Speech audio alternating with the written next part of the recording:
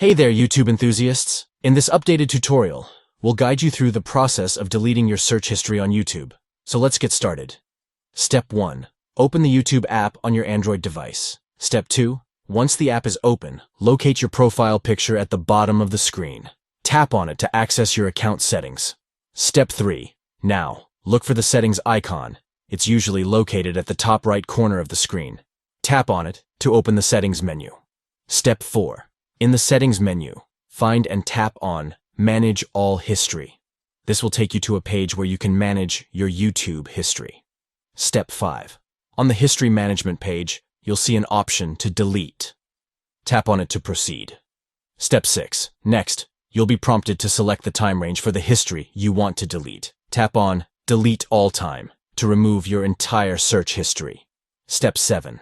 Finally, confirm your action by tapping on Delete. This will permanently delete your search history on YouTube. Congratulations! You've successfully cleared your search history on YouTube.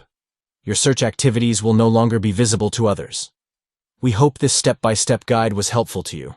If you have any questions or need further assistance, feel free to leave a comment below.